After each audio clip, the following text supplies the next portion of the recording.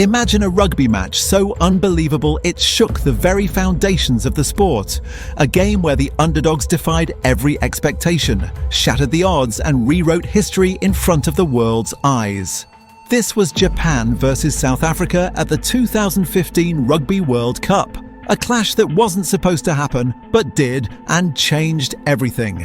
In the next 18 minutes, we'll dissect the stunning moments, the fearless players, and the daring strategy behind what many call the greatest rugby upset ever. Prepare yourself.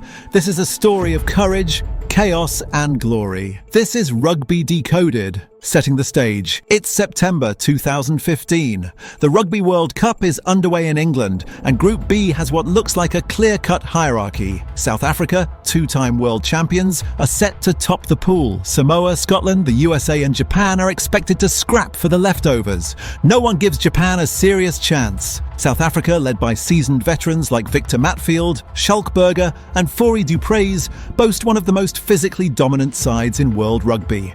This is a Springboks squad built on experience, muscle and a legacy of crushing Tier 2 nations.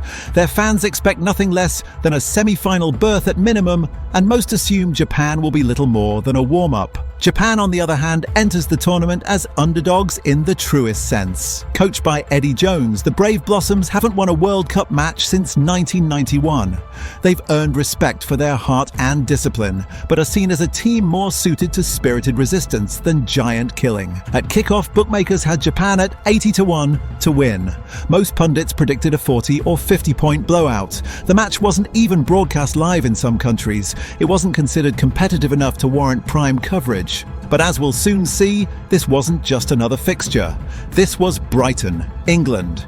This was about to become one of the most unforgettable matches in rugby history, and a turning point for the global game. Because on that day, rugby didn't follow the script. While the world expected a massacre, inside the Japanese camp, a very different mindset had taken hold. Head coach Eddie Jones, sharp, no-nonsense, and deeply experienced, was never one to settle for damage control. From the moment the draw was announced, he circled this match against South Africa, not to survive it, to win it. Jones knew the Springboks had power, but he believed Japan could beat them with pace, discipline and relentless pressure. His plan was simple but audacious. Avoid set-piece confrontations, control possession, tire the Springboks, and then strike late. It required absolute buy-in and precision from his players. He found leaders who believed. Captain Michael Leitch, calm, composed and endlessly durable, became the emotional anchor of the team. Veteran hooker Shota Hori, electric fullback Ayumu Goromaru and the tireless Fumiaki Tanaka at scrum half all became key figures in executing Jones's plan.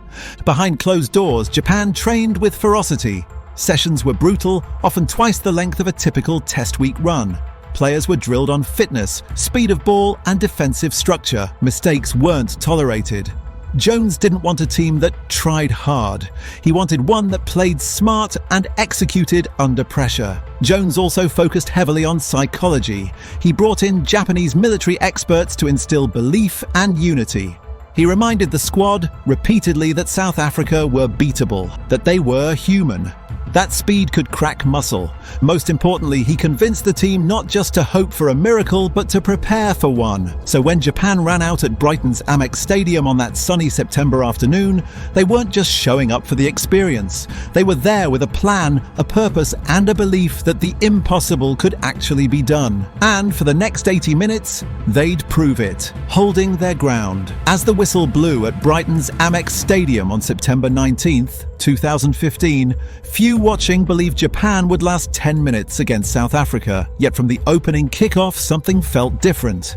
Japan didn't just survive, they pushed back. Eddie Jones's game plan unfolded immediately. Quick ball from the base, crisp, flat passes, rapid recycling, and most importantly, no time for the Springboks to settle. Fumiaki Tanaka and Kosei Ono kept the tempo lightning fast, moving the point of attack and preventing South Africa's bruising pack, including the likes of Bismarck du Plessis, Tendai Beast Mtawarira, and Eben Etzebeth. from dictating the rhythm. Defensively, Japan were razor sharp. Every tackle stuck. Michael Leitch, Luke Thompson and Hendrik Tui led a suffocating back row effort, doubling up in contact and shutting down South Africa's go-forward ball.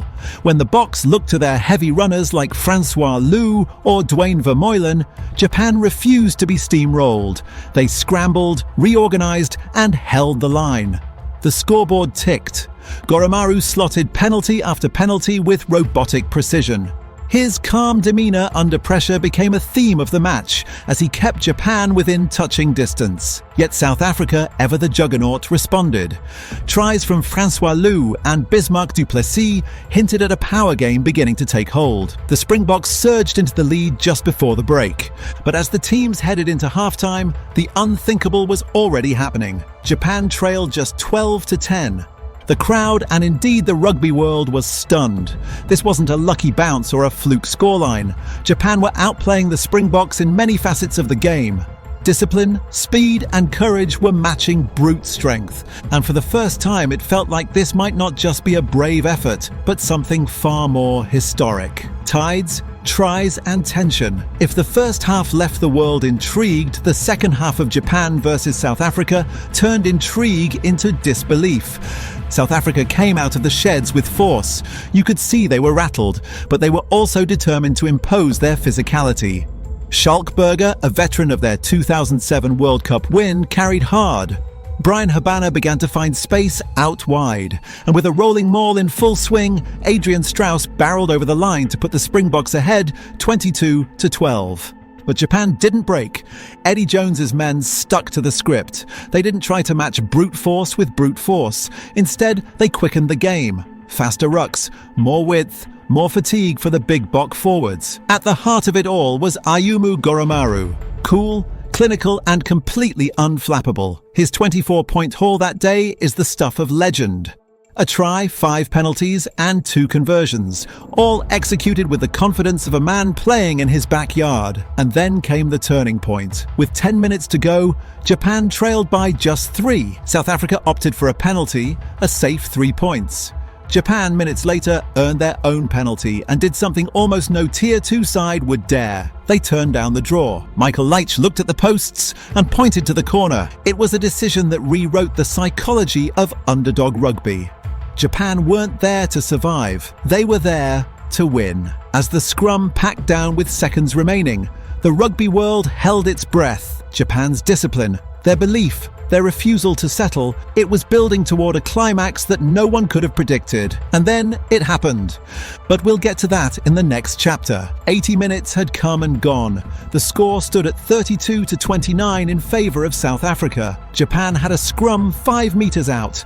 This was it. One last phase, one last chance. The sequence that followed has become etched in rugby folklore. Japan went left first, probing the Bok defensive line.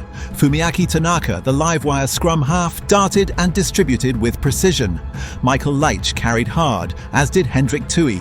Each recycle pulled defenders tighter and tighter. South Africa, visibly fatigued, scrambled, but Japan stayed calm, surgical. And then came the moment. Tanaka swept it right. Replacement fullback Amanaki Mafi took a short ball and drew in 2 defenders. He hit the ground but had the presence of mind to pop it up. The pass found Utamura, who spotted the overlap and spun it wide. Waiting out there, unmarked on the wing, was Karne Hesketh. He caught it. He dove.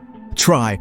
Pandemonium. Japan 34, South Africa 32. You could see it in Hesketh's face, a mix of disbelief, joy and utter exhaustion. The crowd in Brighton erupted. South African players slumped to the ground, stunned, shell-shocked. This wasn't just a win, it was a seismic shift. A Tier 2 nation had taken down a 2-time World Cup champion in the dying seconds of a group stage match. It was David and Goliath in rugby boots. Referee Jérôme Garcès blew full time. The stadium went silent for a split second, then erupted again. Tears flowed.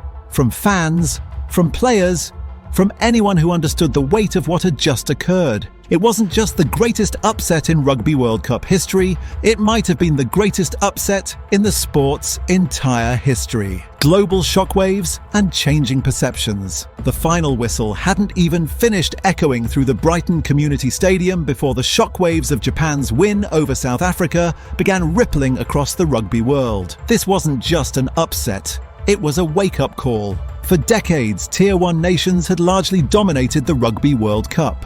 Teams like Japan were expected to show up, play hard, but ultimately fall short. That illusion was shattered in 80 breathless minutes. Pundits were stunned. Former Springbok captain Bobby Skinstad called it the biggest shock in the sport's history. New Zealand's Sonny Bill Williams tweeted his congratulations within minutes. Rugby fans, whether in Tokyo, Johannesburg or London, realised they'd just witnessed something that shifted the game's centre of gravity. World rugby officials took notice too. The upset reignited debates around funding, competition structure and whether Tier 2 nations were getting enough meaningful fixtures. Japan's performance proved they didn't need sympathy. They needed opportunity. The South African camp, meanwhile, faced an existential crisis. Head coach Heineke Meyer came under intense scrutiny. The defeat rocked national confidence and forced the Springboks to confront their vulnerabilities. But to their credit, they regrouped and powered through the rest of the tournament, eventually finishing third. For Japan, the victory became a national moment. Overnight, rugby was no longer a fringe sport.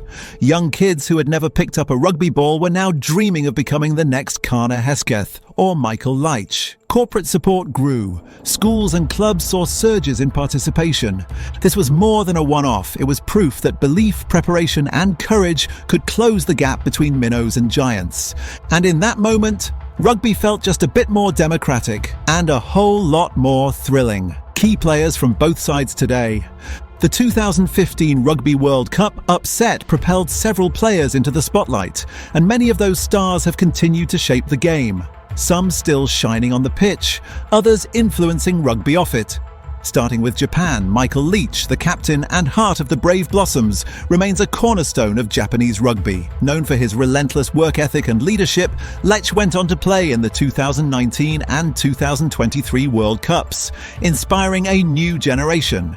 His presence helped Japan not only build on their 2015 success, but also elevate their global standing.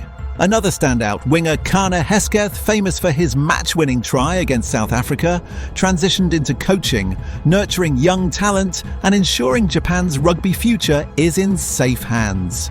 On the South African side, the defeat was a wake-up call but didn't derail careers. Beast Matawarira, the formidable prop, continued to be a powerhouse in the Springbok front row, playing a vital role in South Africa's 2019 Rugby World Cup triumph.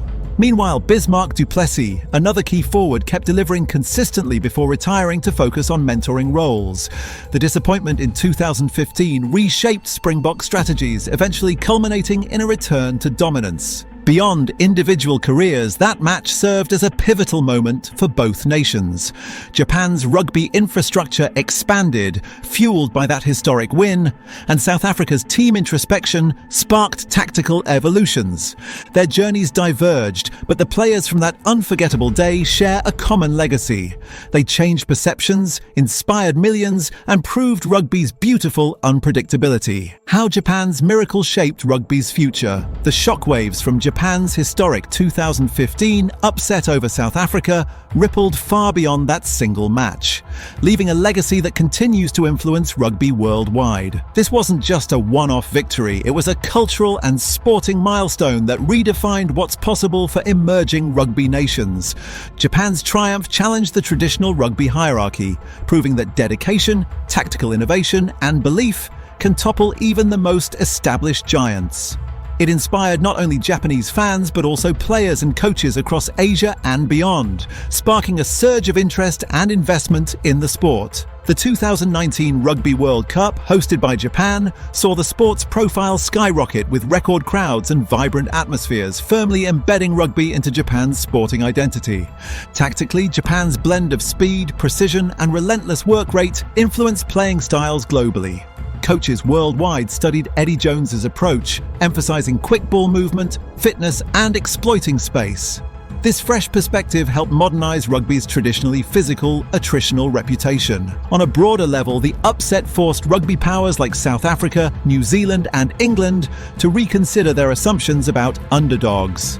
It spotlighted the value of grassroots development, professional pathways, and the importance of mental resilience. The match also helped justify World Rugby's push to globalise the game, encouraging emerging nations to invest heavily in infrastructure and talent development. In essence, Japan's miracle became a beacon of hope for aspiring rugby nations, demonstrating that with the right mix of strategy, spirit, and skill, the global landscape of rugby can evolve. For fans, it remains a thrilling reminder that in rugby, nothing is guaranteed, and every game holds the potential for history. That unforgettable clash between Japan and South Africa wasn't just a game, it was a seismic moment that reminded us all why we love rugby. Unpredictability, passion and heart. Whether you're a die-hard fan or just discovering the sport, moments like these are what make rugby truly magical. If you enjoyed this deep dive into one of the greatest upsets in rugby history, hit that like button, subscribe to Rugby Decoded, and ring the bell so you never miss an episode. Drop your thoughts below. What's your favourite rugby upset? And stay tuned, because we've got plenty more rugby stories coming your way. Thanks for watching, and remember, in rugby, anything can happen.